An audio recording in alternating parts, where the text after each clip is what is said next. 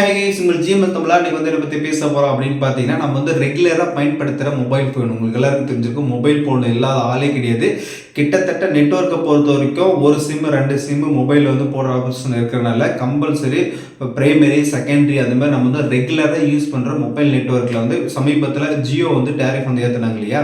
அந்த டேரிஃப் ஏற்றுறதுனால என்ன ஆகுதுன்னா, கூட இருக்கிற நெட் காம்படிட்டரும் வந்து நெட் டேரிஃப் வந்து ஏற்றிருக்கிறாங்க. இது வந்து யாரும் வந்து இது பண்ண மாட்டாங்களா? ஏன்னா வந்து இது என்ன வரமுறை இல்லாமல் போயிட்டுருக்கு, அவங்க பாட்டு இஷ்டத்துக்கு ஏற்றுறாங்க அப்படின்ற மாதிரி நிறைய பேர் தெரிஞ்சிருப்பீங்க.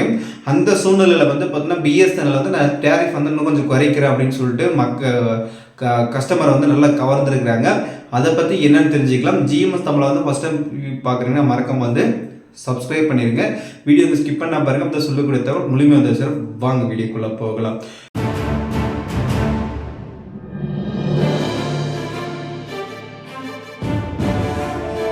இப்போ ஜியோ, வோடாஃபோன், ஏர்டெல் அந்த மாதிரி மிகப்பெரிய ஒரு காம்படிட்டர் உலகத்தில் வந்து பார்த்தீங்கன்னா கிட்டத்தட்ட வந்து 4 மொபைல் டெலிகாம் நெட்வொர்க் இருக்குது. இதில் வந்து ஒன்று வந்து அரசு தரப்பில், 3 வந்து காம்படிட்டரில் இருக்குது.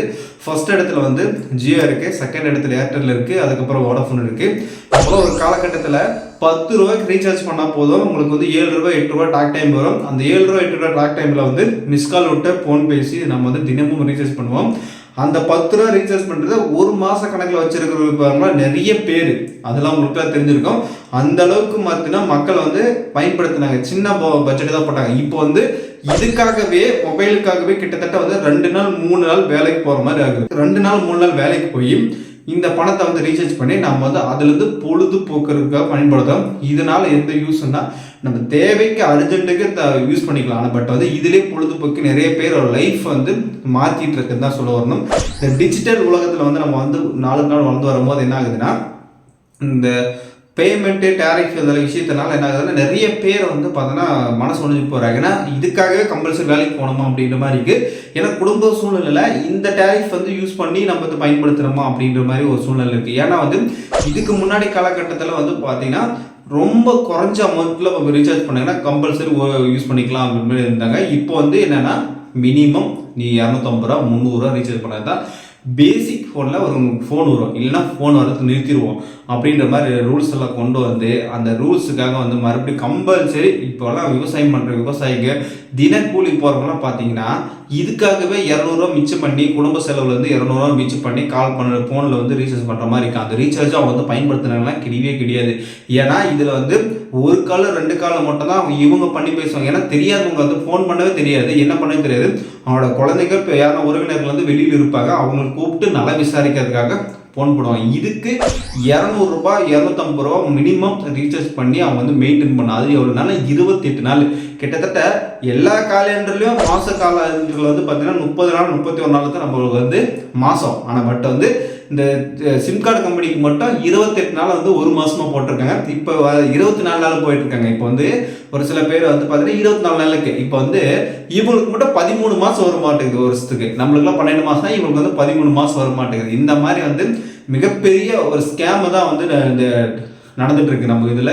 இதனால மக்கள் வந்து என்ன பண்ணுறாங்கன்னா ரொம்ப வெந்து நூடுல்ஸ் ஆகிட்டாங்க. என்ன டேரிஃப் இதுக்கு முன்னாடி காலத்தில் ஜியோ வந்த காலத்தில் எப்படி இருந்துச்சு நெட்வொர்க் தெரியுமா? ஜியோ வந்து புதுசில் நான்லாம் ஜியோ ஃபஸ்ட் ஸ்டார்டிங் யூஸரு. அந்த யூஸர் வரும்போது ஒரு சிம் கார்டை வாங்கி கிட்டத்தட்ட நாங்களாம் காலேஜ் படிக்கும்போது எல்லா இருக்கிற ஸ்டூடெண்ட்டும் கிட்டத்தட்ட ஒரு 10 பேர் ரூம்மேட் இருக்கணும்.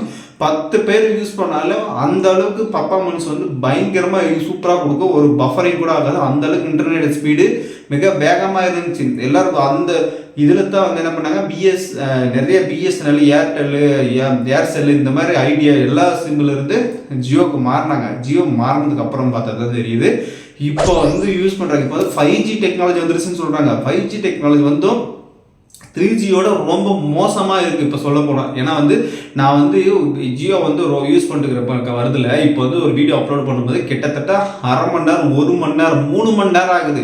5Gயில் 3 மணி நேரம் ஆகுது. இது வந்து நெட்வொர்க் வந்து டெவலப் ஆச்சுன்னு சொல்லிட்டு இருக்காங்க. கிட்டத்தட்ட வந்து மிகப்பெரிய டவர் கம்யூனிகேஷன் நாங்கள் தான் வச்சுருக்கிறோம், மிகப்பெரிய எம்ப்ளாய் நாங்கள் தான் வச்சுருக்கிறோம், நாங்கள் தான் வந்து டாரிஃபில் வந்து நல்ல ப்ராஃபிட் எடுத்துருக்கோம் அப்படின்னு சொல்லியிருக்கிறாங்க. அது விஷயத்தை எவ்வளோ லாபம் எடுத்துருக்கோன்னு பாருங்க நீங்கள் கொஞ்சம்.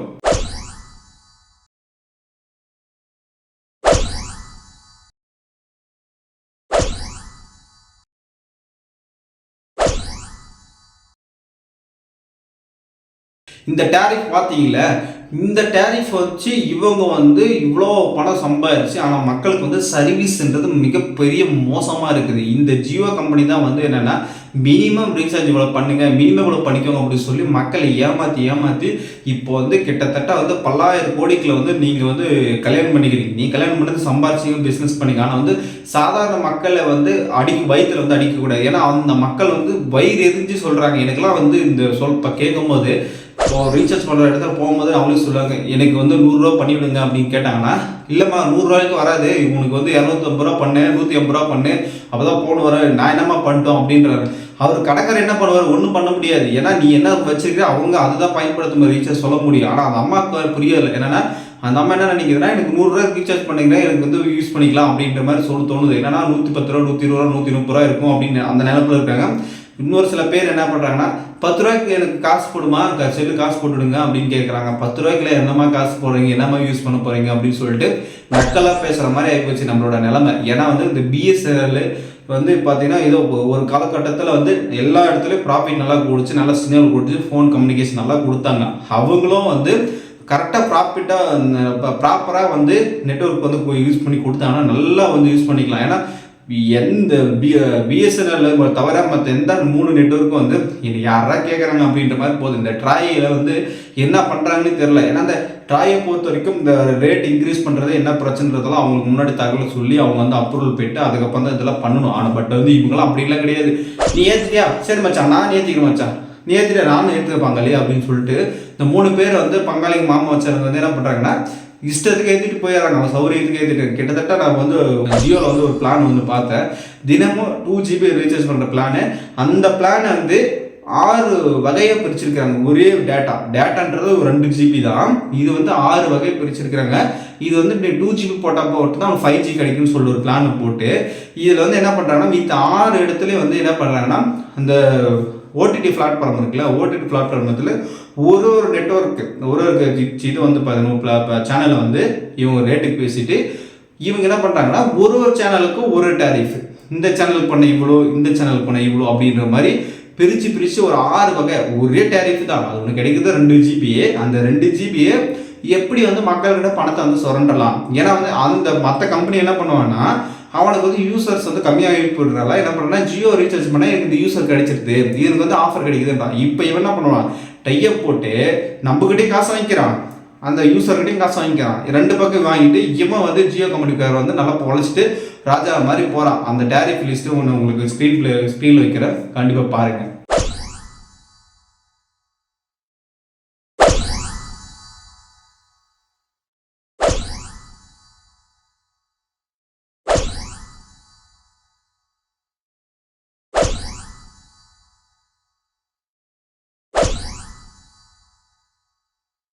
இப்போ அந்த டேரிஃப் பார்த்தீங்களா, அதெல்லாம் பார்த்தோன்னே நம்மளுக்கே வயிறு வாயில எரியுது. எந்த அளவுக்கு வந்து பார்த்தா நம்மளை வந்து ஏமாத்துறாங்கன்னு சொல்லிட்டு. நம்மளுக்கு வந்து பொறுத்த வரைக்கும் நல்ல ஜென்யூனான இது கொடுக்கணும் அப்படின்னு சொல்லிட்டு நம்ம வந்து எல்லா சிம்பிள் வந்து என்ன பண்ணோம், ஜியோக்கு போனோம்.